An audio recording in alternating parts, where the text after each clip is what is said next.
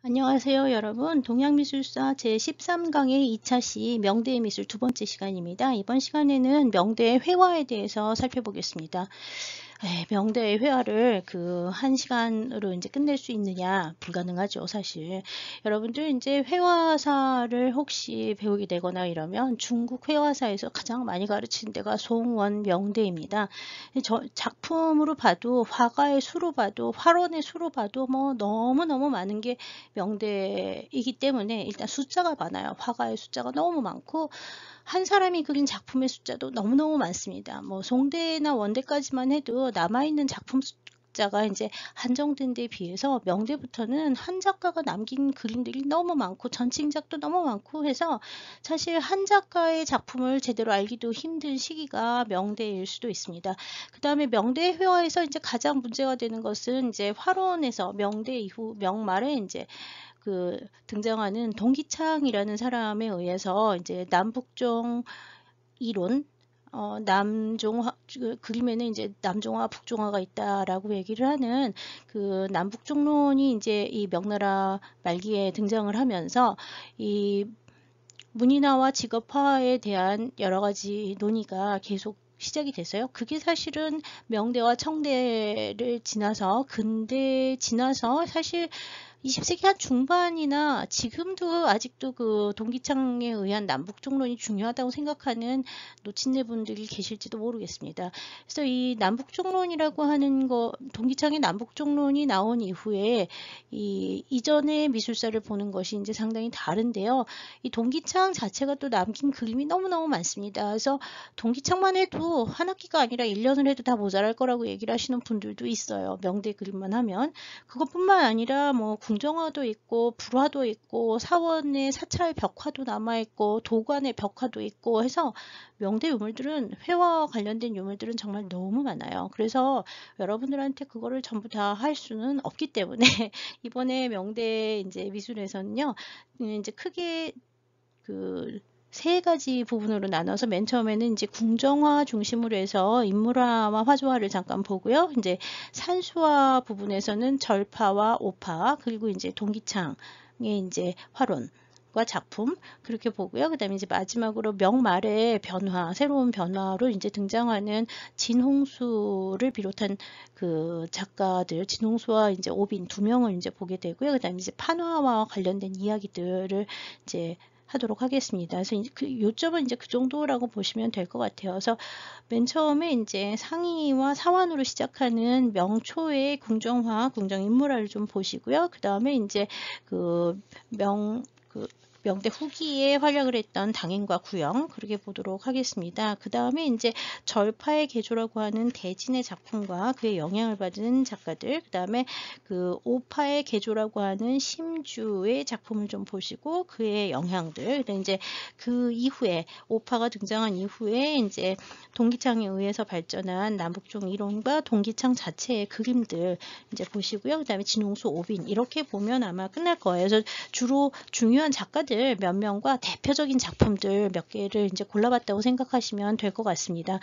여러분들 이제 명대 회화에 좀 더 자세히 알고 싶으면은요, 여러 가지 책들이 있긴 하지만 좀 오래된 전통적인 양신 을 비롯한 여러 명들이 쓴 영어책을 정영민 선생이 1999년에 이제 번역을 한 중국회화 3000년이라는 책이 학고지에서 나온 게 있습니다. 그래서 그 부분을 좀 읽어보시면 명대의 그 화가와 그 다음에 이제 동기창의 이론에 대해서 좀 개설적인 부분을 알 수 있는데요.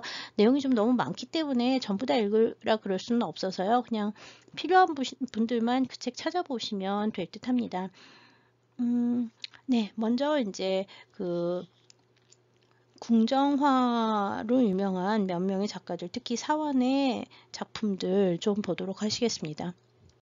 명대 초기의 궁중에서는, 황실에서는 그 궁정화가를 고용을 해서 그 궁정 내에, 그러니까 북경 자금성 내에 뭐 인덕전이나 이런 그 몇 군데 건물에서 이 화가들이 직접 거주를 하면서 황실에서 필요한 그 인물화를 비롯해서 여러 가지 그림들을 그리게 했었는데요. 이 황실에서 고용하는 궁정화가들이 이제 자금성 내에 거주하면서 일단 직책을 받는 경우가 많습니다. 그래서 무신의 이제 무신 하급 무관 정도의 그 직위를 받아서 이제 거주를 하는 경우도 있고요. 그다음에 이제 뭐 인덕전의 대조 뭐 이런 이름으로 이제 거주를 하기도 하고 그러는데요. 이 황실에 소속된 궁정화가들은 일종의 직업화가이기도 하지만 문인화적 성격을 띤 사람들도 많고 문인 출신들도 많아서 이게 상당히 좀 복잡한 양상들을 많이 가지고 있습니다. 뭐 학자에 따라서는 명대에 이제 송대와 같은 이제 화원 혹은 도화서와 같은 제도가 있었다 없었다에 대해서 여러 가지 논란이 있긴 하지만 대체로 이제 송대의 도화서와 같은 기구나 제도를 어느 정도 받아들여서 이제 궁정 내에서 거주하던 화가들이 있었던 것으로 보입니다. 이 궁정 화가들이 제일 많이 하는 것은 아무래도 행사를 기록하는 기록화, 그 다음에 이제 이 기록화에서는 이제 인물화가 중심이 되겠죠. 그 다음에 이제 황제의 어진을 비롯한 각종 초상화들 이런 것들이 이제 필수적으로 그리기 때문에 궁정화로 남은 그림들은 대부분 인물화가 중심이 됩니다. 상당히 여러 명의 화가들이 이제 활동을 했었다고 알려져 있고요. 남아있는 궁정화가 출신 작가들은 상당히 많은데요. 명나라 초기에 이제 유명한 사람들이 지금 보시고 있는 상이와 다음에 보실 사환이 이제 대표적인 명초기의 이제 작가였다고 보시면 되겠습니다. 지금 선덕연간에 특히 궁정화가들에 대한 대우도 좋았고 활동도 많이 했고 그 다음에 이제 좋은 작품들도 많이 있는데요. 선덕제 같은 경우에는 본인이 직접 그림을 그리기도 했던 화가로 활동을 했었다고도 합니다. 이 명대의 그림이라고 하는 것은 송대와 원대를 이어서 문인들이 즐겨야 할 고급 취미 내지는 이렇게 교양 같은 것이라고 생각을 했기 때문에 상당히 많은 사람들이 이제 그림을 즐겼다고 얘기를 하는데요. 그 이전하고 좀 달라진 것은 명대 그림들은 채색들이 상당히 많습니다. 채색화를 이제 대부분 다 선호했던 것 같아서 좋은 그림들의 경우에는 채색화로 남은 것들도 상당히 많은 편이고요. 그 다음에 이제 점차 황실 쪽하고는 달리 강남 쪽에서 발달하는 산수화 계통, 특히 문인적 산수화 계통에서는 채색보다는 아무래도 이제 수묵화 아니면 담채를 이제 즐겨 쓰면서 옛날 복고풍 양식들이 유행하는 게 특징인데요. 명대에도 그렇고 다음에 보실 청대에도 그렇고요. 궁중화에서 그려지는 것들은 이렇게 복고풍 양식으로 그려지는 것보다는 복고풍이더라도 이렇게 당시에 이제 최고의 기능을 발휘해서 상당히 이제 뛰어나고 우수한 양식으로 좀 새로운 양식으로 그려지는 것들이 많다고 보시면 될 것 같습니다. 지금 보시고 있는 상의는 15세기 전반 선덕연간에 이제 활동을 했었던 궁중화가로 알려져 있고요. 이 궁중화를 그렸던 사람들이 모두 다 직업화가냐에 대해서도 여러 가지 논란이 있기는 있어요. 여하튼 나중에 강남 쪽에서 이제 동기창 같은 사람들이 나와서 이제 화론을 이야기를 할 때는 궁중화가들은 전부 다 직업화가로 이제 몰아가는 경향이 강한데요. 그건 이제 최근에는 좀 동기창 화론에 대해서 비판이 나오면서 또 아니라고 얘기를 하기도 하지만요. 여하튼 이 궁정화가들은 자금성에서 황실의 후원을 받으면서 그림을 그렸고 황실의 필요에 따라서 황실의 소용이 되는 그림들을 그렸기 때문에 굉장히 다양한 종류의 그림들을 그렸고 양식도 사실은 뭐 채색 인물화가 중심이 되기는 하지만 뭐 산수화적인 요소들도 상당히 많이 들어가 있고 기교가 굉장히 뛰어난 것도 특징이라고 할 수 있습니다. 지금 보시는 거는 선덕제가 이제 주류 나가서 이제 유행하는 장면을 이제 그렸는데요. 역시 채색 인물화의 구조를 가지고 있고요. 말의 묘사나 인물의 묘사가 상당히 큰 크기에 이게 이제 세로가 211cm, 그 다음에 가로가 353cm니까 지금 3m가 넘는 그림이잖아요. 그래서 상당히 대형의 화폭에 아주 배치를 잘해서 산수화적 요소가 상당히 많이 들어가면서 이렇게 인물들을 잘 배치해 놓은 인물화를 볼 수가 있습니다. 그 다음에 이제 이 시기부터는 지본 채색도 상당히 많아지는 편이라서 비단에 그린 것뿐만 아니라 종이에 그려진 그림들도 지금 많이 남아있다고 보시면 될 것 같아요. 네, 명초에 활동했던 가장 중요한 화가로 알려진 사람은 여기 지금 1477년부터 1452년경에 살았던 사환이라는 사람의 이제 그림들입니다. 사환은 상당히 여러 장의 이제 궁중인물화를 남겼는데요. 지금 보시고 있는 것은 궁중화가인 사환이 그려긴 했는데 궁중을 위해서 그려진 게 아니라 개인을 위해서 그려진 겁니다. 여기 보시 이 그림은 이제 그 1437년경에 이제 그려진 행원아집도라고 하는 그림인데요. 현재 두 가지 본이 남아 있습니다. 첫 번째 위에 있는 그림은 중국의 진강박물관에 소장이 되어 있는 것으로서 전체 길이가 401m, 4m가 되는 아주 대형의 그림입니다. 그 다음에 폭은 둘 다 37cm로 같아요. 근데 여러분들 지금 제가 하나에다 맞춰 놓느라고 이쪽은 좀 그림 더 작게 보이게 되죠. 그 다음에 이제 요 밑에 있는 이 그림은 이제 메트로폴리탄 미술관에 소장이 되어 있는 그 행원아집도인데요. 역시 연대는 같은 1437년으로 추정을 하고 있습니다.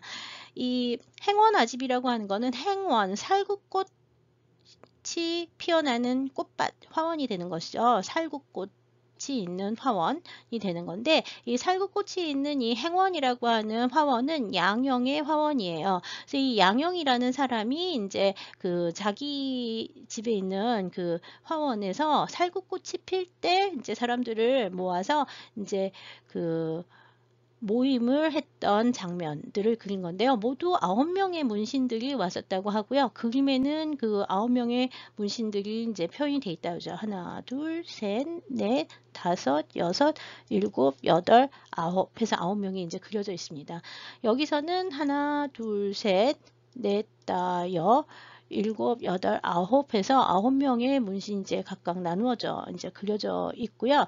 제일 중요한 사람은 여기 가운데 앉아 있는 요 두 사람, 여기도 보면 두 사람이 이제 앉아 있는데, 오른쪽에서부터 왼쪽으로 들어가는 그림들이에요. 똑같이. 그래서 이쪽 그림이 보면은 전반부 도입부가 훨씬 더 길어서요. 여기 이제 시종들 같은 게 나오고, 그 다음에 이제 화원으로 들어오는 사람들, 화원에 이미 앉아 있는 사람들, 여기서 이제 청동기나 기물을 관여하는 사람들, 이렇게 있습니다. 이거는 이제 이 아집이나 아회라고 하는 그 송대에 시작이 됐다고 얘기를 하지만 더 올라간다고 보는 사람들도 있고요. 이 아집, 우아한 모임, 아회 역시 무한 모임이 됩니다. 그래서 그 문인들의 이게 우아한 모임들을 이제 그려놓은 그림 중에 하나라고 볼 수가 있고요. 이런 아집도나 아회도 같은 경우에는 뭐 송대부터 시작됐다고 얘기를 하긴 하지만 실제로 남아있는 그림들은 대부분 명대 그림부터 많이 남아 있습니다. 예, 이 그림에도 이제 보면은 이 그 행원이라고 하는 데에서 모여 있는 장면을 이제 그리는데요. 이 아집도에 나오는 특징들이 뭐가 있냐면 이제 그림을 즐기거나 아니면 청동 기물 같은 것들을 이제 그 모여서 보이는 이렇게 골동 감정, 그 고동기학이나 아니면 이제 뭐 그림 감상 이런 것들이 같이 있고요. 이 모였을 때 같이 하는 거는 주로 뭐를 하냐 하면 시를 쓰고 그림을 갖다가 품평하고요. 시와 그림을 쓰고 그리고 품평을 하고요. 품평을 하고 그 다음에 뭐 술을 마시기도 하고요. 그 다음에 차를 마시기도 하면서 그 음식을 먹고 그 다음에 이제 이런 문예적 활동을 하는 문신들의 모임들을 이제 그린 거라고 보시면 되는데요. 보통 이제 참여한 사람들이 각각 비슷한 그림을 그려서 같이 나눠 가졌다고 보고 있어요. 그래서 밑에 있는 이 메트로폴리탄 소장품의 경우에는 양사기가 아마 가져간 게 아닐까라고 이제 추정이 되는 그림이고요. 여기 이제 보시면은 그 진강박물관에 있는 이 위에 것이나 아니면 매트에 있는 것이 모두 다 이제 사환이 그린 것으로 전하고 있는 중요한 작품들인데요. 이 모임이 있었던 것은 이 그림 양쪽 옆으로 이제 긴 발문들이 남아 있는데 이렇게 참여했던 사람들이 각각 또 발문을 다 쓰거든요. 그래서 아래 거 같은 경우에는 양사기의 발문이 여러 개가 이제 나오고 있고요. 그 발문들에 의하면 1437년 그 3월 1일이라고 아마 나오는데 이게 양력으로 치면은 4월 6일이 되는 것 같아요. 그래서 그 살구꽃 피는 봄에 모여가지고 이제 이 그림을 그 모임을 했던 거를 기념하기 위해서 이제 이런 그림들을 그린 거고요. 이렇게 문인들이 모여서 그 회합을 한 다음에 그 다음에 이제 이 그림으로 그려서 나눠주는 거는 나중에 이제 명대, 청대까지 계속 이어지기도 하고요. 우리나라에도 조선시대에 문인들한테 전해지면서 조선시대에도 그런 그 모임들을 기록한 그림들이 상당히 여러 개가 나오고 있습니다.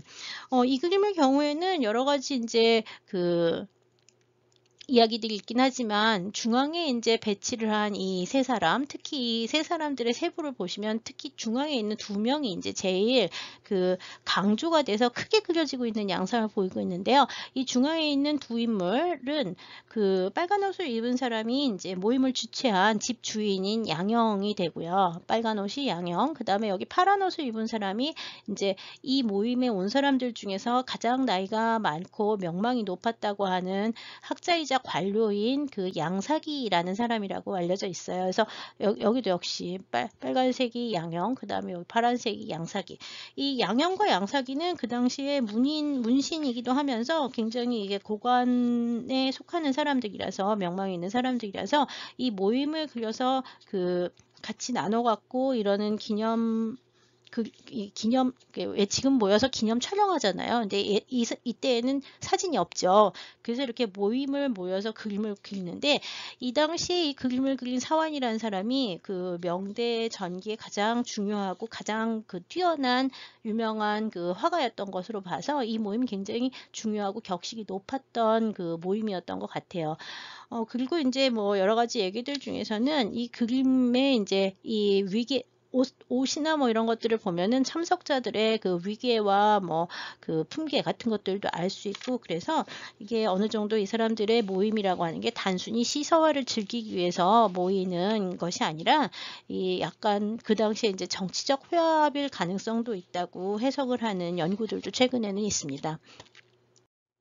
네, 지금 보시는 이 그림은 이제 조금 전에 보신 사완의 행원 아집도 중에서 진강박물관 소장품입니다. 여기는 이제 박물관 소장품은 주인공 두 명이 이제 긴 의자에 같이 나란히 앉아 있고요. 옆에 보시면 이렇게 골동품들을 늘어놓고 차를 준비하는 사람들이 있고요.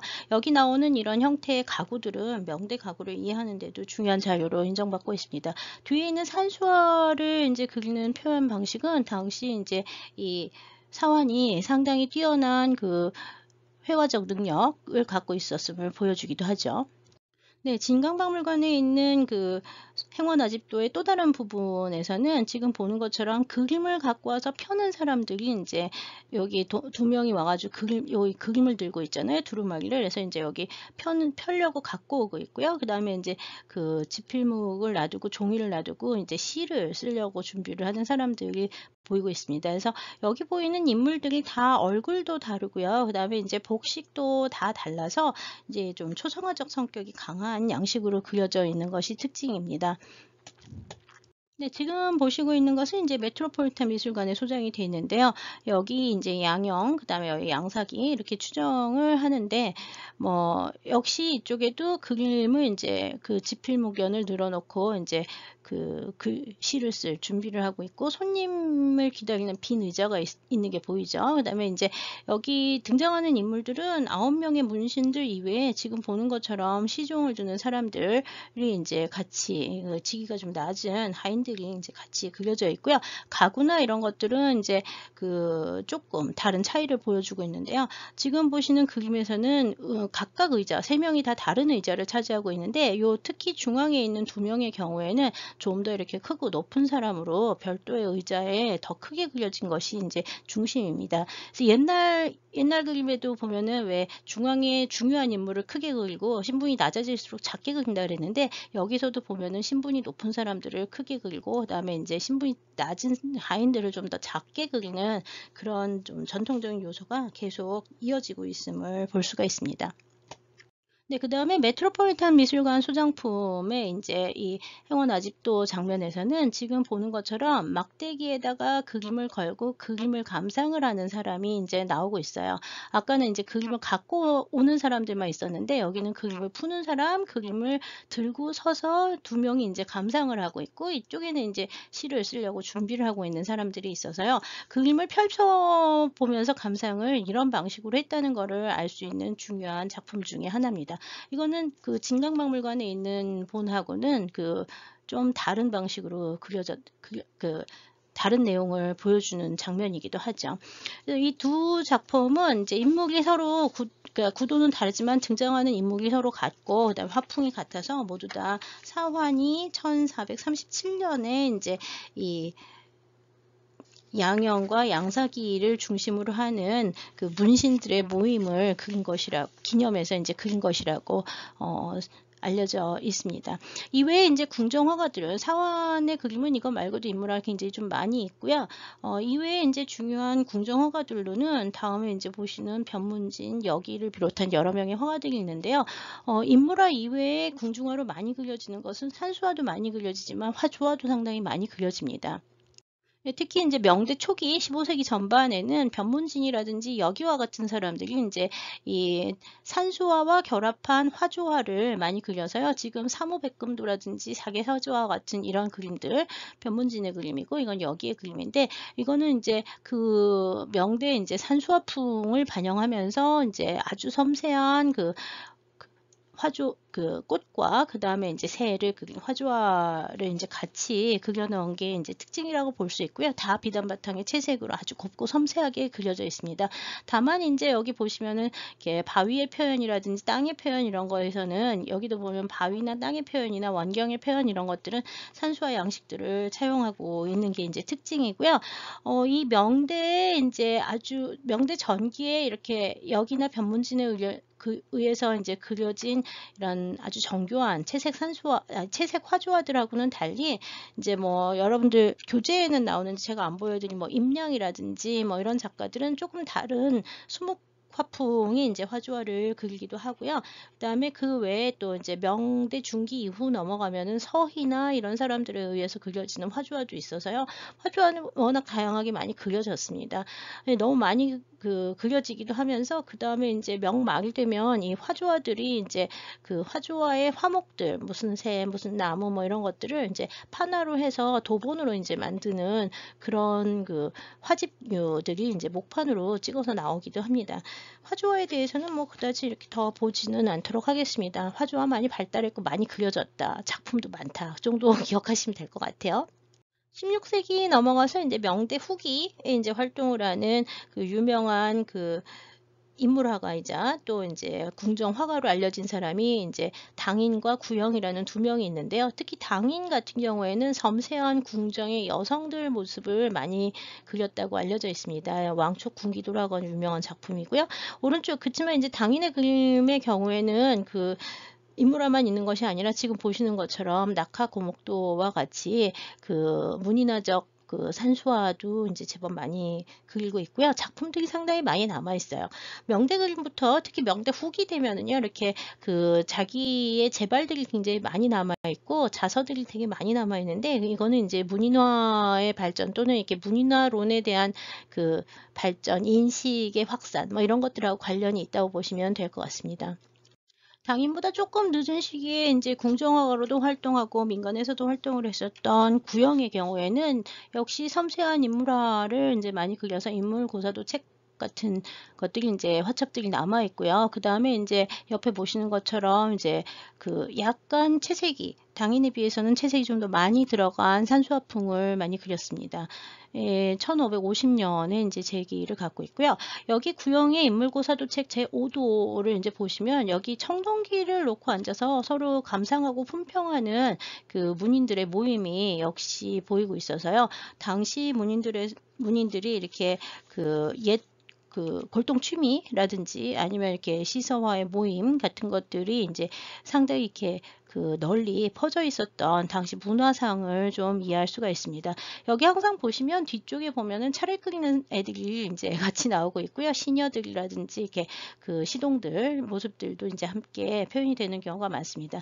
이게 기다란 이제 이 뭐라 그러지? 그 지금으로 치면 가리개 같은 것들이 이제 놓여져 있어서 이 안에 이제 또 다른 그림 속의 그림들이 표현이 되어 있어서 당시 이제 어떤 그림들이 이제 이런 그 가리개 같은데 가리개나 병풍 같은데 이제 표현이 돼 있었는지를 보기도 해서요. 이게 그 그림을 뜯어보면 뜯어볼수록 그 당시의 문화를 이해할 수 있는 것들이 상당히 많은 중요한 그 인물화들이 여러 점 그려졌습니다. 다음으로는 이제 산수화를 이제 보는데요. 이 명대 산수화는 크게 이제 화풍으로 나누면요. 절파와 오파 두 개로 나눠지고요. 이 절파는 절강성 항주 중심이고 오파의 경우에는 그 강소성 소주를 중심으로 해서 이제 발전을 하고요. 절파의 개조라고 알려진 사람이 지금 보고 있는 대진입니다.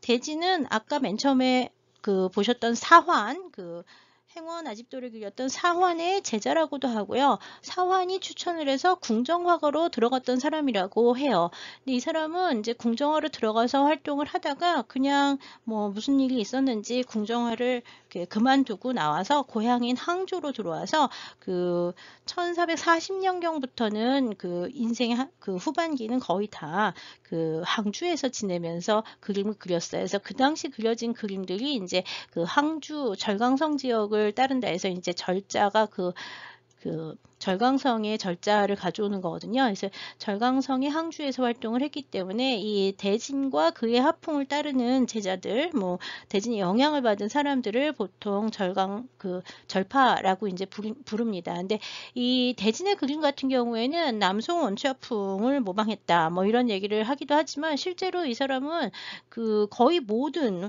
그 선대 화가들의 그림들을 많이 봤고요. 이 사람들의 그림은 이게 이제 그 나중에 동기창 같은 사람은 절파는 원체화풍, 궁정화가를 하다가 나온 사람이라서 직업화가이고 원체화풍이라서 그림이 이렇게 변변치 못하다, 뭐 이렇게 비판을 하기도 하는데요. 동기창조차도 굉장히 탐복했던 아주 뛰어난 그림이라고 하는 게 이 왼쪽에 보고 있는 방연문기 산수도라고 하는 그림인데요.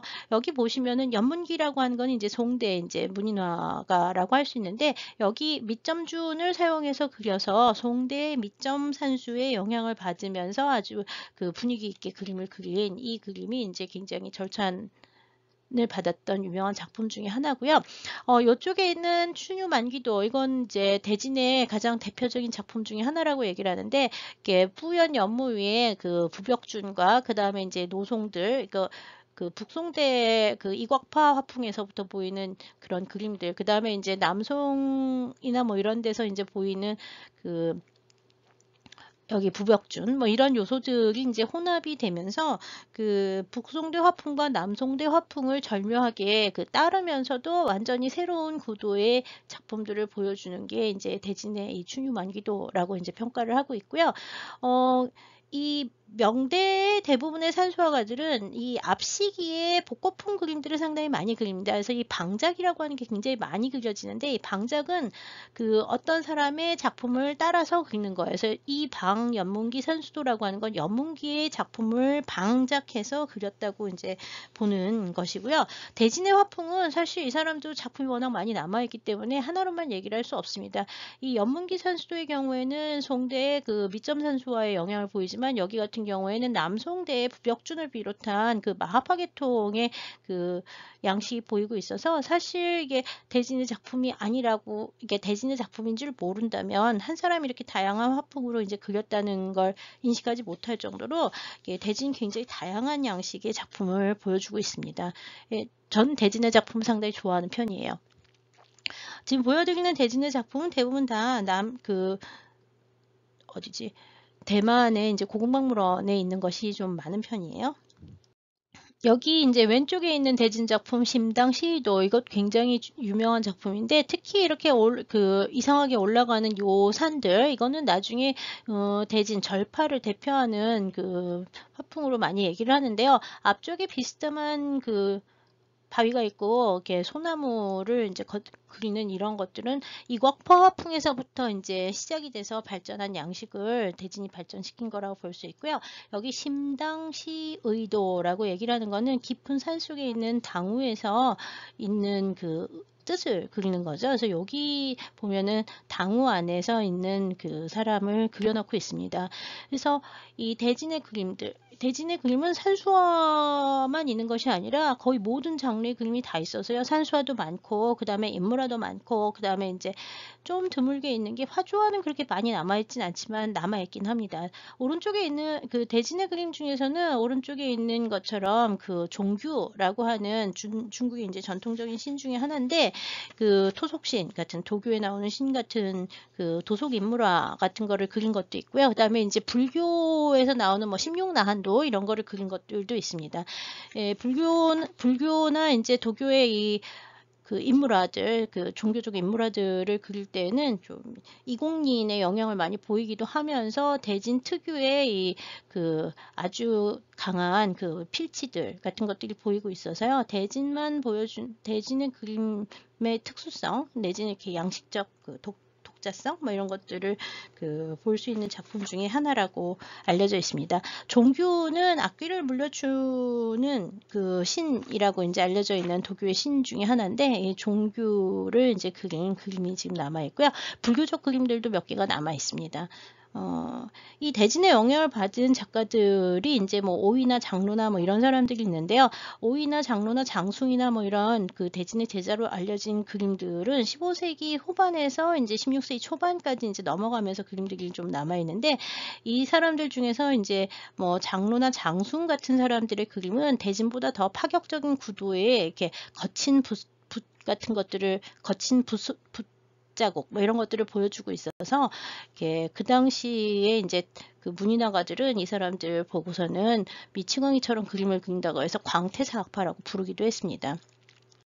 대진의 영향을 받은 그 절파 화풍의 화가로는 이제 오위나 장로, 그 다음에 이제 그림 보여드리지 않지만 장순과 같은 화가들이 이제 대표적인데요.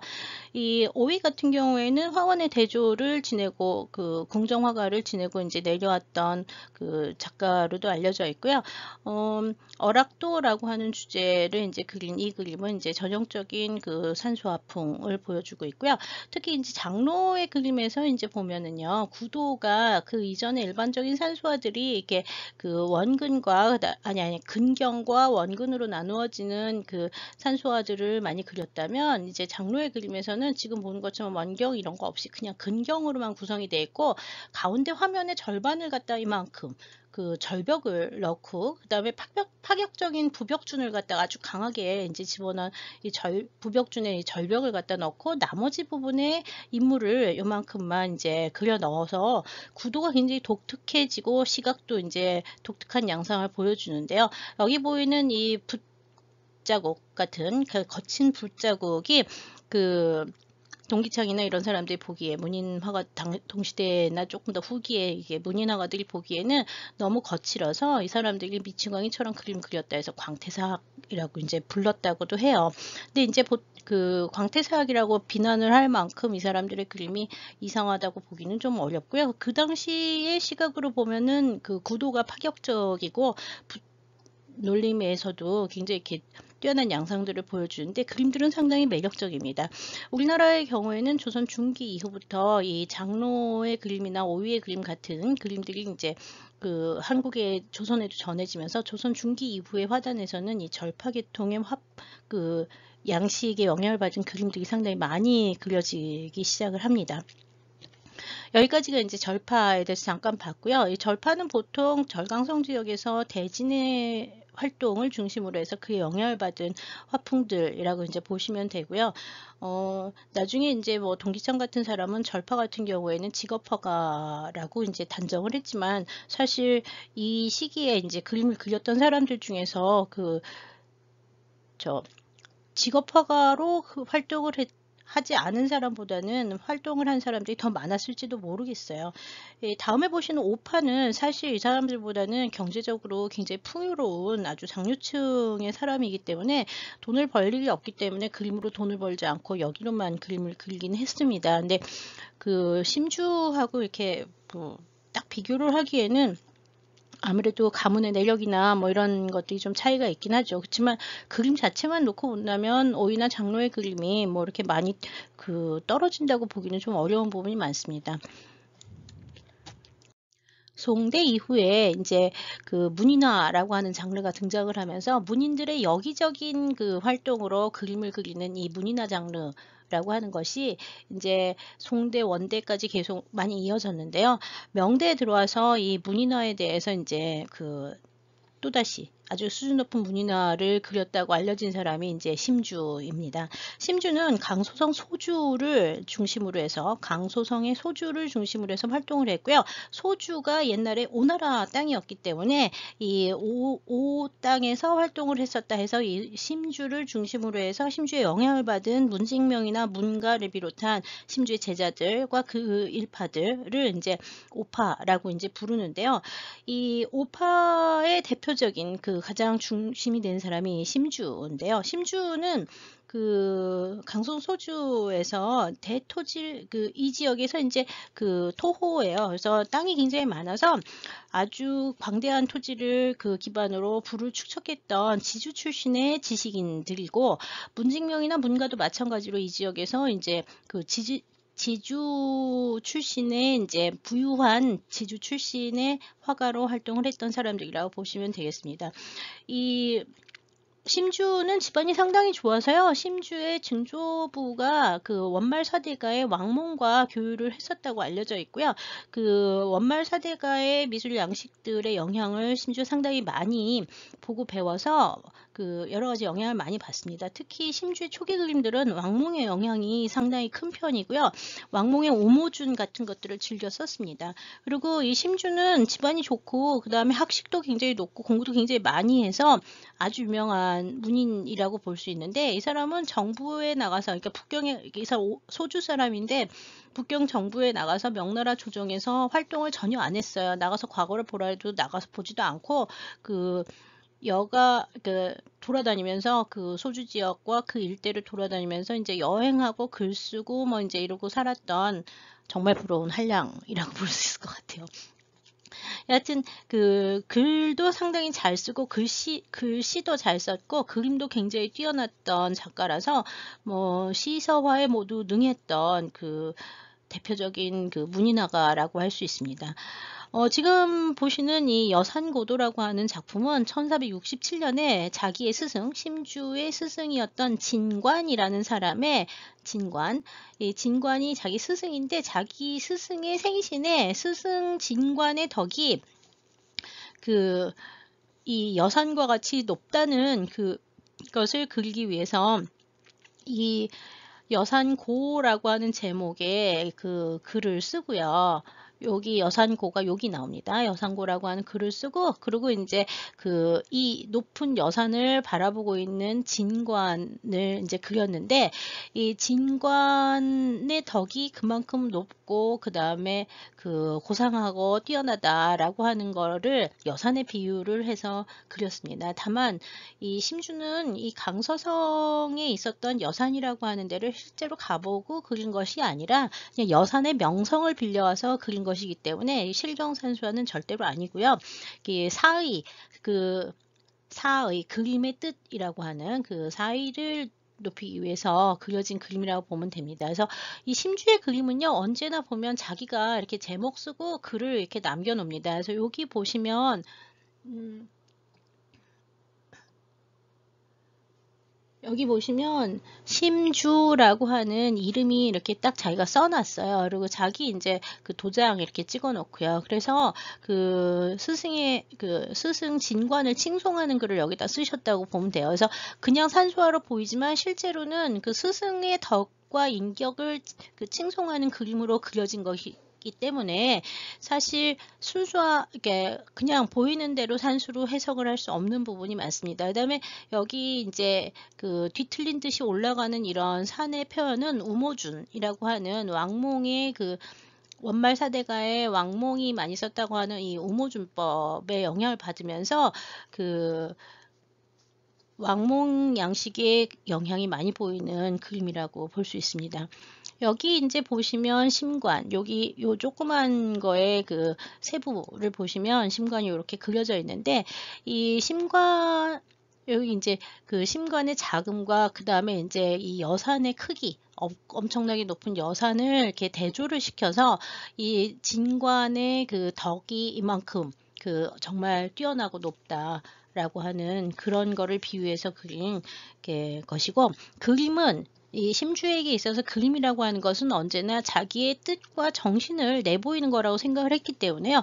거의 모든 그림의 이 심주의 경우에는 다 자서 내지는 이렇게 자시 이런 것들이 남아있다고 보시면 됩니다. 그래서 이 그림 하나만 봐가지고는 이게 뭘 그렸는지 알 수 없고요. 항상 이 같이 써 있는 제발들을 봐야지 그림이 왜 그려졌는지, 어떤 감정에서 그려졌는지를 이해할 수가 있습니다. 그래서 이 그림의 그림의 뜻을 그린다고 하는, 그리는 사람의 뜻을 갖다가 표현한다고 하는 거에 대해서 그림과 글씨로 같이 남겨놓은 굉장히 중요한 작가이자 독특한 작가라고 할 수 있습니다. 뭐 아주 대표적인 문인화, 명대 문인화가라고 보시면 될 것 같습니다. 왼쪽에 보시는 이제 이 야좌도는 이 전체가 이제 이렇게 그렸고요. 이 위에 보면은 야좌기라고 해가지고 밤에 절에 혼자 앉아 있는 그 기분을 여기 위에다가 수필로 써놨어요. 그래서 여기 이거는 야좌도라고 하는 그림이고요. 여기 써 있는 거는 밤에 앉아 있는 이야기가 되거든요. 야좌기라고 하는 거를 여기다 써놨는데, 역시 여기 이제 심주가 썼다고 써놨고요. 날짜는 언제냐 하면 1492년 그 7월 6일이라고 써 있어요. 7월 6일. 7월 16일이라고 되어 있고요. 가을이라고 되어 있고요. 여기 이제 발문의 내용을 보면은, 발문의 내용은 뭐 번역이 한국어로 나온 것도 몇 개 있는데, 잠깐 다른 분이 해놓으신 거를 읽어드리면, 서늘한 밤 잠에 깊이 들어갔다가 한밤에 깨어났다. 정신이 또렷하여 다시 잠을 잘 수가 없어서 바로 옷을 입고 일어나서 앉았다. 등불 하나와 환하게 마주하다가 책상 위에 책이 몇 권 있어서 아무거나 한 권을 잡아 읽었지만 이내 지루해져서 책을 놓고 손을 잡고 단정히 앉아있다. 오랫동안 온 비가 새로 개어서 달의 모습이 담담하게 창문을 비추고 사방에서 들리는 것이 매우 고요하다. 맑고 밝게 깨어있는 시간이 길어지니 점점 들리는 것이 있다. 사납게 으르렁거리는 개 짖는 소리가 들으니 사람들이 사악함을 막고 외구를 방어하는 뜻이 일어나게 하고 북소리가 들린다. 이제 이런 얘기들이 쭉 써 있어요. 그래서 이게 전부 수필처럼 밤에 이제 자기가 깨어나가지고 이제 새벽이 밝아오는 모습들을 갖다가 써놨는데, 거기 이제 중간에 보시면 지금 저녁에는 모든 소리와 모습을 고요함과 마음으로서 얻으니 사람의 마음과 정신을 깨끗하게 하고 뜻을 일으킬 수 있다. 이런 얘기들이 써 있어서 이 밤에 앉아서 자기가 명상한 내용들을 이렇게 수필로 썼다고 보시면 될 것 같습니다. 그래서 밤을 새우는 글이라고 하는, 밤에 앉아 있는 글이라는 걸 썼고요. 그림 전체에서는 그냥 보면 산수화처럼 보이지만 이 부분에 지금 오른쪽에 보시는 것처럼 밤에 깨어나서, 아까 왜 글에도 그런 얘기가 있었죠. 책을 읽다가 잡히지 않아 혼자 앉아 있는다, 이런 얘기를 해놨는데, 그림에 자기의 모습을 표현해 놓고 있습니다. 그래서 자기가 밤에 일어나서 실제로 산속에 있는 절에서 이제 밤을 새우면서 느낀 감상을 쓴 그림이고요. 그거를 이제 그림을 그렸다고 보시면 될 것 같아요. 그래서 심주의 글도 역시 이제 심주의 그림의 경우에는 이 야좌도하고 조금 전에 보신 여상고도 워낙 대표적인 작품이긴 한데, 글을 같이 읽어서 해석을 같이 해서 그림을 즐겨야 그림의 온 뜻을 이해할 수 있다고 보시면 될 것 같아요.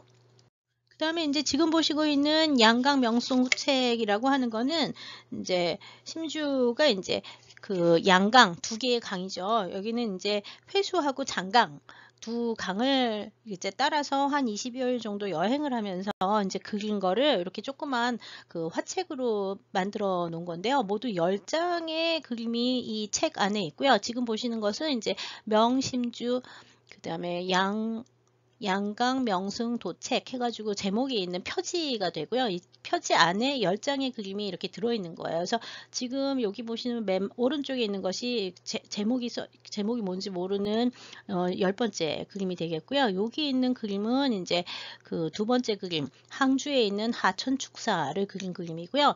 요거는 세 번째 그림,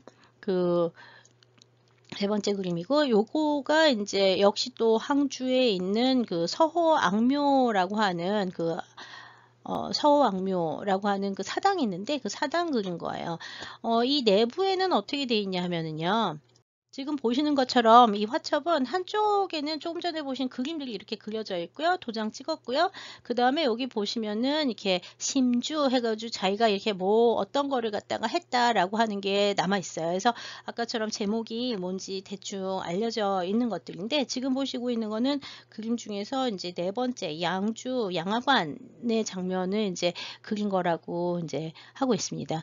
그래서 이제 여기 보면 이제 들어가면서 소장하는 사람들 또 뭐 친구들한테 이렇게 받아가지고 이렇게 도장 찍고 다 글 남겨주면서 그 그림이 이제 같이 돼 있는 화첩이라고 보시면 되겠고요. 여행을 다니면서 그린 화첩들이, 산수 화첩들이 상당히 좀 많이 남아있고, 심주의 경우에는 자기가 이렇게 스케치하듯이 남아있는 그 화조 화첩 같은 것들도 여러 권이 남아있습니다. 예, 화첩 안에 그림들이 상당히 많아요. 네, 지금 보시고 있는 것은 이제 역시 심주가 그린 그림인데 미국의 넬슨 아킨스 뮤지엄이라고 하는 데 있고요. 여기 심주가 여행을 다니면서 그린 산수화책 안에 여기 보면 반 접힌 흔적이 나오잖아요. 이게 역시 화첩으로 되어 있는 거예요. 책처럼 되어 있는 건데 이 화첩 안에도 한 10여 장 정도의 그림이 이제 있는데 여기 이제 왼쪽에 보면은 백운여대 속산요 해가지고서는 뭐 산등비홍 세로요 뭐 해가지고 시가 써 있는데 이 시는 아마 원대 시인가 뭐 원대 시인의 시를 가져와서 이제 표현을 한 거라고 알려져 있고요. 시의 내용 역시 여행 중에 자기가 느꼈던 이야기들을 썼다고 생각하시면 될 것 같아요. 여기도 보면은 심주 해가지고 자기 이제 썼다는 얘기가 나오죠. 그래서 그 시에 빗대어서 자기의 마음을 표현을 하고, 그다음에 그 그림으로 표현을 하는 이런 화첩들 또는 이렇게 산수화들이 상당히 여러 점이 남아 있습니다. 좀 전에 보신 심주의 산수화첩들은 실제 경치를 자기가 직접 다니면서 보면서 그 그린 그림들이라 실경산수화에 들어가는 범주들이고요. 그 다음에 이제 구도나 이런 것들은 심주의 경우에는 이렇게 뭐 그 선악들 뭐 이제 송대나 원대, 특히 이제 원대 왕몽을 비롯한 원사대가의 영향을 많이 받기는 했지만, 여하튼 이 화첩들을 그리거나 이럴 때는 훨씬 더 스케치적이면서 자유분방하게 그린 것들이 상당히 많은 편이고요. 지금 보는 것처럼 이렇게 연꽃이라든지 연꽃 위에 지금 보면 개구리 있잖아요. 이렇게 연꽃 위에 매달린 개구리 뭐 이런 거 해가지고 연꽃이나 아니면 뭐 동물, 가재, 개, 새우 뭐 이런 것들 해가지고요. 사생책이라고 해서 굉장히 다양한 종류의 영모와 그 다음에 화조와 이런 주제들을 이제 많이 그렸습니다. 거기도 이제 보통 어떤 거를 그렸다고 하는 시를 같이 남기고 있는 게 특징이고요.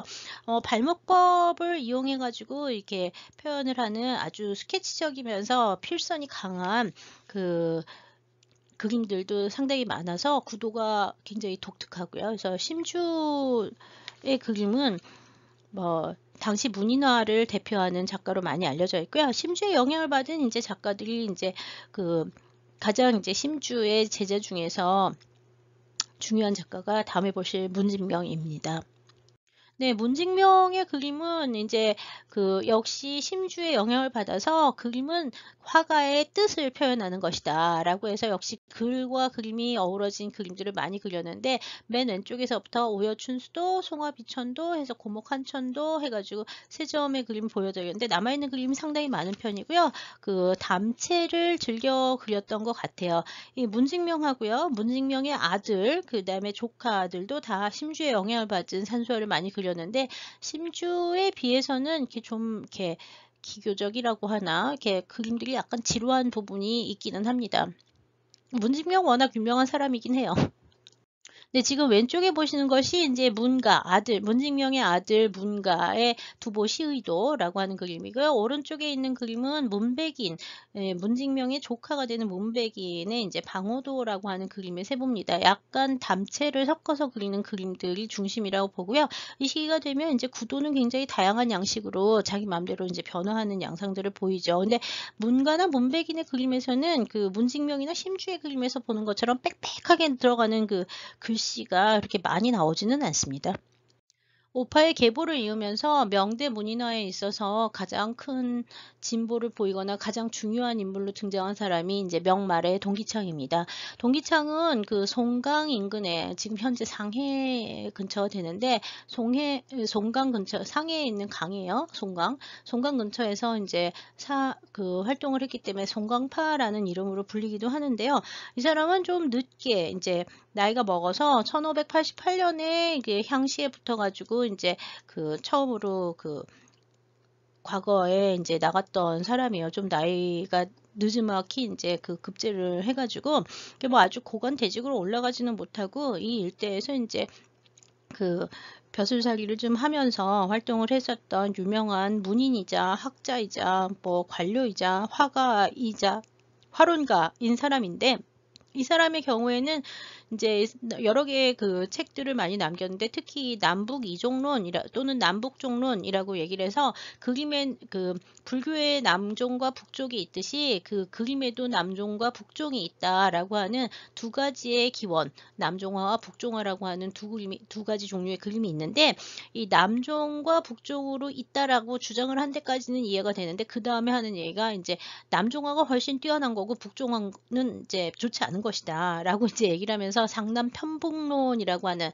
그러니까 남종화를 숭상하고 북종화를 폄하하는 그런 이론을 같이 주장을 해가지고요. 이 남북종론이 굉장히 이제 그 이슈가 되기 시작합니다. 명대, 청대, 근대까지 굉장히 영향을 많이 미쳤고요.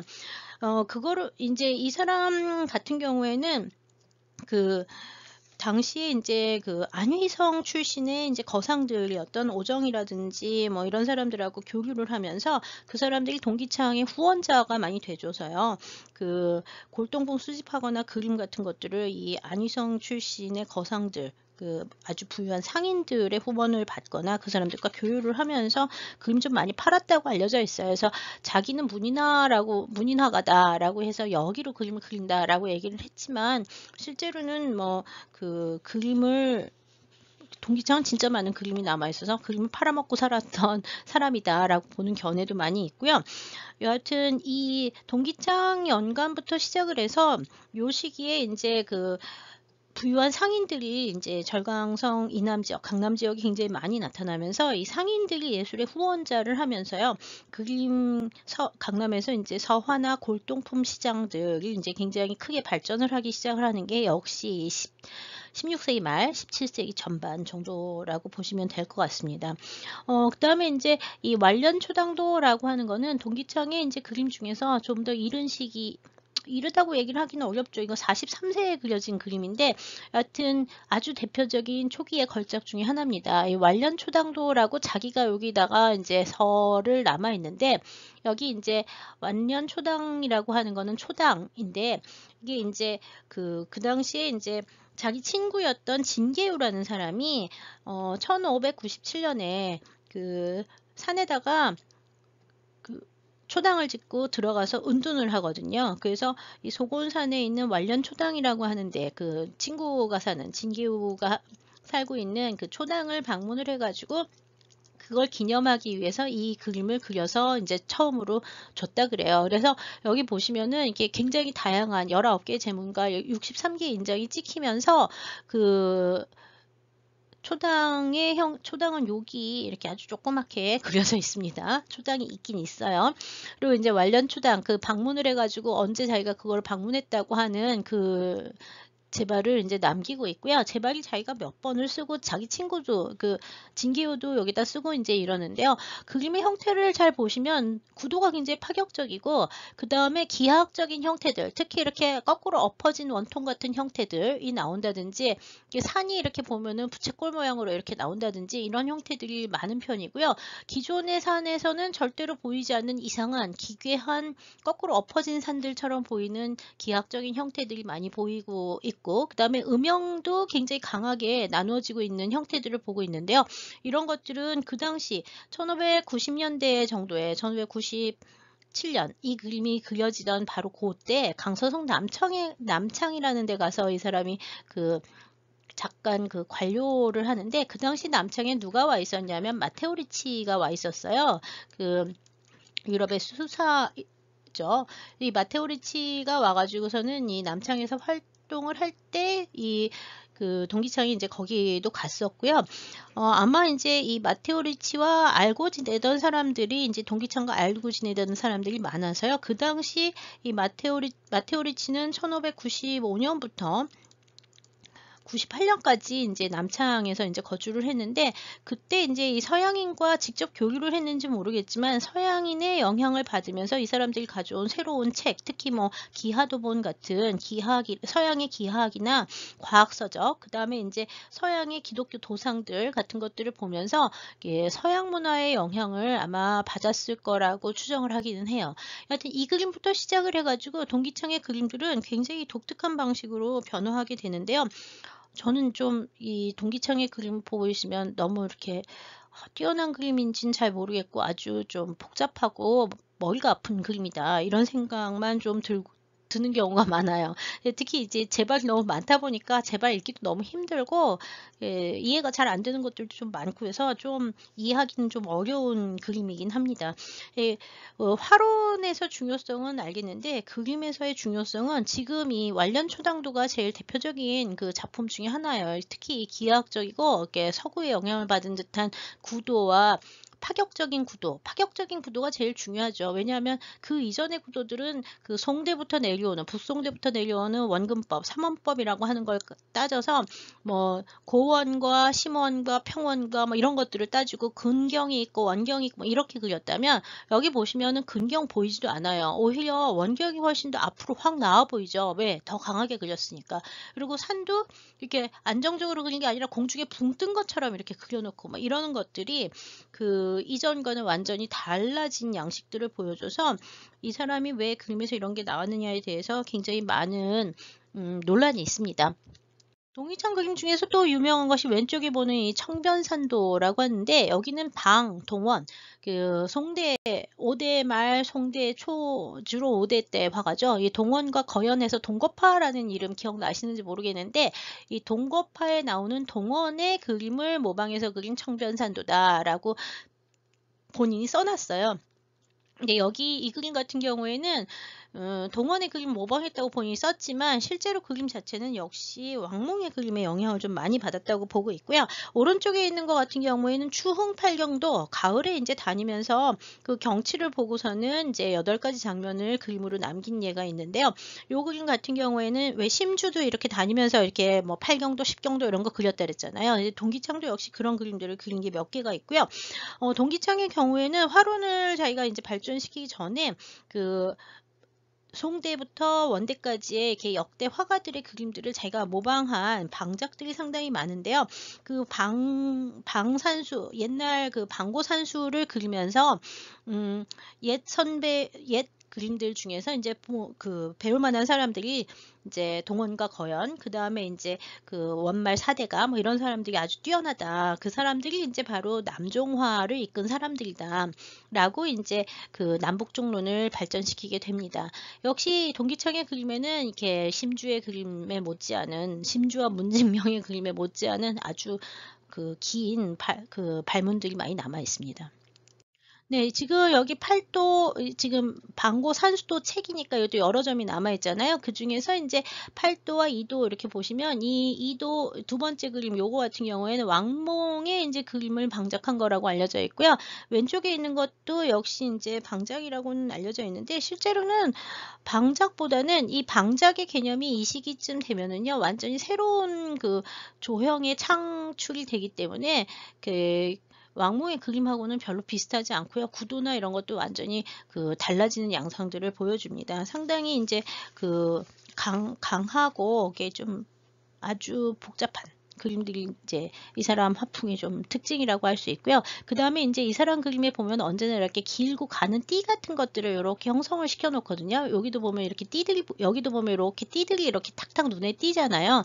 이런 것들은 여기 보면 요렇게 띠들이 요 띠 부분을 남겨 놓고 다른 부분을 색칠을 해서 넣는 거긴 한데 그림 산을 표현할 때 이렇게 띠처럼 나오는 이런 양식 여기도 보면 띠가 요렇게 이렇게 보이는데 그런 것들은 제 동기창 그림에서 보이는 아주 독특한 특징이라고 할 수 있습니다. 그전에는 이런 양식들이 보이진 않아요. 여기까지 해서 인제 대충 다 보셨다고 보시면 되고요. 명말에 인제 중요한 두 명의 화가 오빈과 그다음에 진홍수 두 사람의 그림을 보도록 하겠습니다.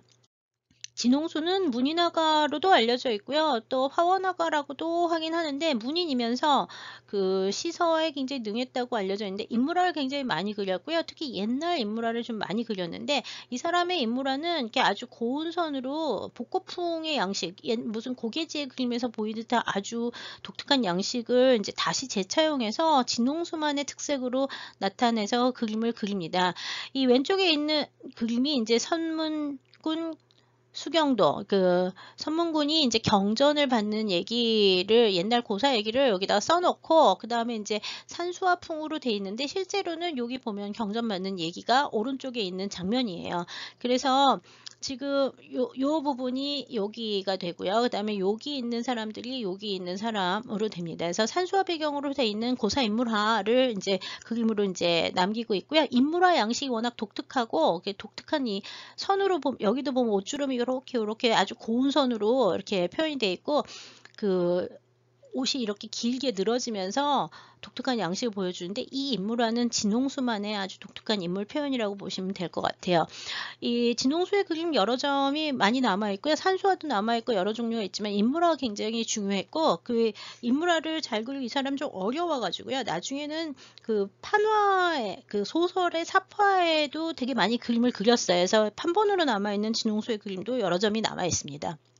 지금 보시는 거는 이제 독일 유명한 도연명이라고 하는 사람의 전기를 이렇게 그림으로 두루마기로 쭉 해가지고 도연명의 옛날 얘기를 이제 그리고 있는데요. 이 제일 많이 알려져 있는 연명 채국도 도연명이 그 국화를 채집하는 장면, 국화꽃을 들고 있는 장면이 있잖아요. 요 부분이거든요. 요 장면 요 부분인데, 요 맨 위부터 시작해서 연명 도연명 제목하고 그다음에 도연명 얘기 그다음에 여기 보시면 이제 어떤 장면이다 제곡 이렇게 해가지고서는 써 있는데요. 이 안반과 그다음에 여기 보시는 것처럼 이렇게 아주 이 복잡하다고 얘기를 하기는 좀 어렵지만 하여튼 이런 독특한 그 옷주름 표현 이런 것들은 진홍수 그림의 인물화에서 보이는 아주 특징적인 특색이고요. 여기 잘 보시면 바위 표현하는데 보면 여기는 밝고 여기는 어둡잖아요. 음영법을 사용을 했는데 이 음영법이 좀 서양식 음영법의 그 영향이 많이 보이고 있어서 서양화의 영향을 받았을 거라고 추정을 하고 있어요.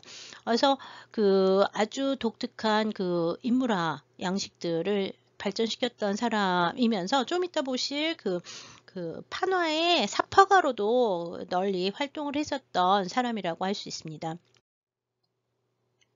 진홍수와 비슷한 시기에 활동을 했던 오빈이라는 사람은 역시 이 사람도 궁중화가 특히 만령연간에 이제 궁정화원으로 활동을 하기도 했는데요.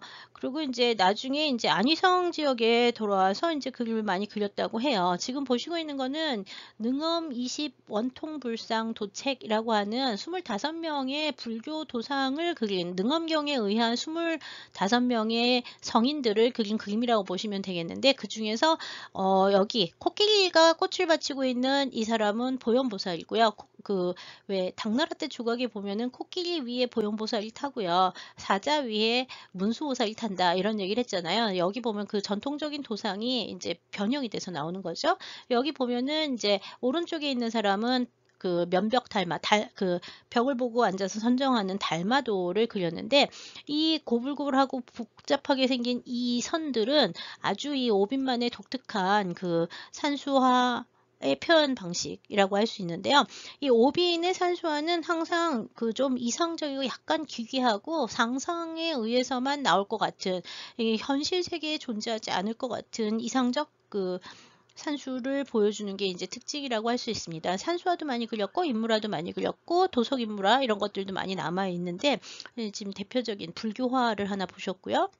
2020년 10월에 중국에서 세계에서 가장 비싼 고서화로 이제 그 판매가 된 이 그림 신면 영벽도건이라고 하는 게 이제 그 요즘 이제 굉장히 유명해진 그림이긴 한데요. 이 신면 영벽도건은 1610년에 오빈이 그 자기가 아는 미완종이라는 사람이 안희성의 영벽이라고 하는 데에서 이 돌들을 갖다가 괴석을 갖다가 구해 오거든요. 그래서 그 그림을 갖다 그려달라 그래서 이 영벽을 10장으로 나누어서 보면 하나, 둘, 셋, 넷, 다섯, 여섯, 일곱, 여덟, 아홉, 10개에서 그린 거잖아요.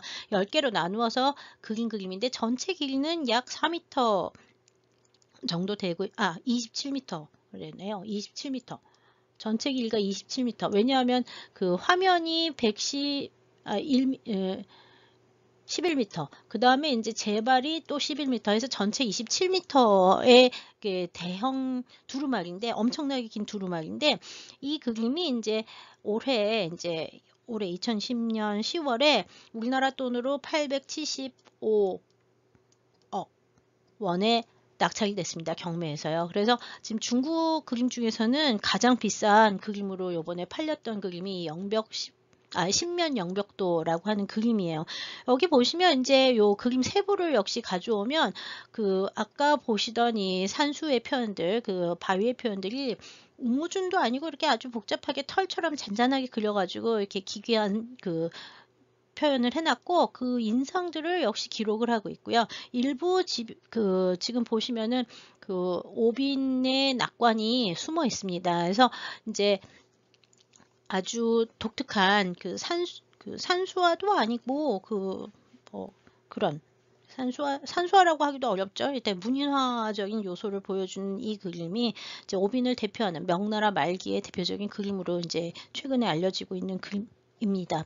이거 말고 오빈 그림 또 이렇게 좀 보면 정말 이렇게 어디 왜 하늘에 떠 있는 산이라든지 뭐 이런 것이 보여서 이게 그 상상 속에 있는 나라 같이 보이는 무중력 상태에 있는 것 같은 그런 그림들이 좀 있어서 이렇게 동시대의 그 다른 뭐 동기창이나 이런 사람들의 그림하고는 완전히 좀 다른 양식을 보여주고 있습니다.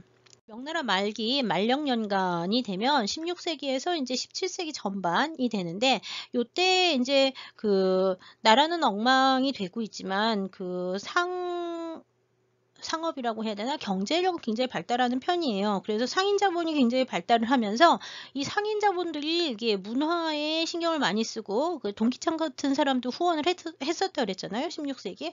그러면서 이제 동시에 상업의 발전을 하면서 많은 사람들이 이게 문예에 대해서 관심이 있어지면서 출판 산업이 크게 발전을 합니다. 그래서 목판화 기술이 이 시기에 엄청나게 발전을 하는데 이 만령년간에 등장하는 가장 중요한 그 특징이 뭐냐 하면은 다색판화가 발전을 하기 시작을 하는 거예요. 다색. 이 호산승계라고 하는 거는 화보집인데요. 그림을 이렇게 모아가지고서는 이렇게 판본으로 만드는 건데요. 이 호산승계에서는 주로 이제 호산승계 산수화하고 산수 인물화 같은 것들을 이제 화보집으로 모아서 그림을 이제 편찬을 하는 건데 검은색 바탕 위에다가 노란색하고 그 다음에 이제 주황색 비슷한 홍색이 되는 거죠. 홍색. 그래서 노란색하고 붉은색, 그 다음에 여기 보면은 청색도 좀 들어가서 3색 이상의 이제 그 다색을 이용해서 보통 2도에서 5도 정도를 사용하는 판화들이 제작되기 시작을 합니다. 이 호산승계 같은 경우에는 이 산수인물화를 모은 화보가 되겠고요. 그 다음에 이제 이 산수인물화를 표현하는 데 있어서는 이런 화보라고 하는 게 지금 보고 있는 거 화보죠. 화보라고 하는 건 책인데, 목판 인쇄한 책인데, 그 옛날 그림들이나 아니면 새로 그린 도안들을 모아가지고 여러분들 도안집 같은 거 보신 적 있죠? 그것처럼 이 산수화면 산수화, 인물화면 인물화, 아니면 뭐 묵죽도면 묵죽도, 뭐 이렇게 해서 그 주제별로 뭐 죽보를 내기도 하고, 또는 뭐 그 지금 호산승계처럼 산수인물화를 모으기도 하고, 뭐 이래가지고 책들을 편찬하기 시작을 해서 화보들이 등장을 하기 시작을 하고요. 처음에는 단색 화보들이 나오다가 이 호산승계 정도부터 이제 다색 화보가 나오기 시작을 하는 거예요. 그 다음에 이제 단색으로 만들어지는 가장 중요한 거는요, 삽화예요. 소설의 삽화. 이 명대에는 삽화가, 특히 명대 후기에는 여러 가지 소설들이 많이 읽혔는데, 제일 많이 읽힌 것 중에 하나가 홍루몽, 그 다음에 이제 서유기, 그 다음에 이제 또 지금 보고 있는 서상기, 이런 그 소설들이 있는데, 연애 소설들이 많죠. 홍루몽이나 서상기는 좀 아주 난잡한 그 연애 소설 같은 건데, 이런 그 개인의 그 자유와 그 다음에 이제 그 욕망, 이런 것들을 갖다가 그 소설로 표현한 소설들이 유행을 하면서요. 그냥 소설만 글로 찍어서 내는 것이 아니라 거기다가 유명한 화가들이 화보를 많이 그렸는데, 특히 이 지금 보시고 있는 진홍수, 좀 전에 왜 인물화로 되게 유명하다 그랬잖아요. 이 진홍수가 아주 삽화를 많이 그렸어요. 지금 보시고 있는 거는 정심지 선생 북서상비본이라고 돼 있잖아요. 이거 서상기 중에서 정심지 선생이 판이에요. 그래서 1639년에 나온 서상기의 그 판화인데, 여기 나오는 판화의 그 삽화들은 전부 진홍수가 직접 그리고, 새기기는 물론 이제 그 판화공이 이제 새기긴 하는데, 워낙 그 진홍수의 그 독특한 그 삽화 구조로 아주 유명한 그 책이라고 볼 수 있습니다. 진홍수나 아니면 아까 오빈이나, 그 다음에 이제 보여드리진 않았지만 정학봉이라는 또 화가가 정시 묵보를 비롯해 가지고 그림들을 많이 편찬을 해서 이제 이런 화보나 삽화가 굉장히 이렇게 판화의 발전과 함께 발전을 하면서 대중들한테 널리 퍼지기 시작하는 게 역시 이 만령연간이라고 보시면 되겠고요. 이 판화는 대체로 어디서 많이 찍냐면 사천성하고 그 다음에 이제 항주 일대에서 주로 많이 찍었다고 알려져 있습니다. 이 명대 후기에 나오는 여러 가지 화보들 중에서 특히 중요한 게 고병이라는 사람이 편찬을 한 고씨 화보가 있습니다. 고병, 이 고씨죠. 그래서 이제 고씨가 편찬을 한 화보다 해서 고씨 화보라고 부르는데, 1603년이니까 상당히 일찍 편찬이 됐고요. 이 고씨 화보의 일부가 지금 보는 것처럼 이렇게 이게 목판본 그림책이라고 생각하시면 돼요. 이게 이제 그 구형의 그림을 뭐 그렸다, 뭐 이렇게 얘기가 돼 있는데, 여하튼 그 옛날 그림들, 뭐 이 고병보다 이전의 그림들을 갖다가 옛날 그림들을 모아서 이렇게 목판으로 모아서 출간을 하면 사람들이 이제 그걸 보고 따라서 그려요. 그래서 1603년에 고시화보가 편찬이 됐는데, 왕력이라는 사람이 1627년에 방구영필 산수도 책 중에 보면 이 구형을 모방해서 그렸다고 하는 이 그림에서 여기 배 나오고요. 여기도 배가 똑같이 나오죠. 배의 형태도 똑같이 생겼어요. 그리고 누워있는 사람의 자세도 똑같고, 그 다음에 위에 올라가면 절벽을 가운데다가 그리고, 그 다음에 소나무가 이렇게 나가는데 여기도 거의 비슷한 형태로 나오죠. 그래서 이 구도나 아니면은 뭐 그 세부의 묘사, 이런 여기 보면은 전경에 바위가 있는 것도 역시 거의 똑같은 구도로 나와서요. 이 실제 구형의 그림을 보고 그리는 게 아니라 뭘 보고 그리냐면 이 화보들의 그림을 보고 그림을 그리기 시작하는 예들이 많이 나옵니다. 이 화보들은 여하튼 지금 먼저 나온 이 화보가 언제 처음 만들어졌는지에 대해서는 여러 가지 논란이 있긴 있어요. 뭐 성대부터 만들어졌다는 사람도 있긴 하지만 원대에는 일단 좀 별로 없고요. 명대의 경우에도 15세기에는 별로 없는 것 같고, 16세기 정도부터 이제 이런 화보나 삽도 같은 것들이 많아지면서 16세기 특히 이제 후반부터 이제 다색판화의 발전이 17세기 전반까지 일어나면서 고시화보만 해도 지금 단색으로 찍어졌잖아요. 근데 아까 호산승계 같은 경우에 이거보다 한 20년 정도 늦었는데 거긴 다색판화로 이제 나오니까 이 다색판화들이 이제 그 1620년대부터 크게 발전을 한 것 같아요.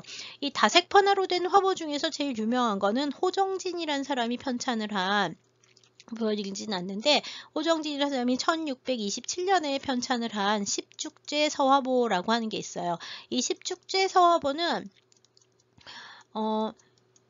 여러 묵죽이나 뭐 이런 그 회화의 여러 가지 특히 화조와 관련된 뭐 대나무라든지 뭐 연꽃이라든지 뭐 이런 거 있잖아요.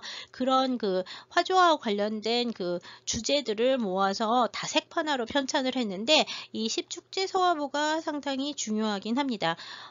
이거 이제 다색판화로 나와요. 이게 십축제 서화보, 좀 전에 보신 호상승계 이런 것들이 다색판화로 편찬이 되면서 이 나중에 이제 이거보다 좀 늦은 청나라 초기에 1679년이면 청나라가 되는데 1679년에 유명한 그 계자원 화전이 이제 발간이 되면서 이제 옛날 회화들은 전부 다 이 계자원 화전의 계자원 화전, 나중에 이제 청대하면 계자원 화전 보실 텐데요.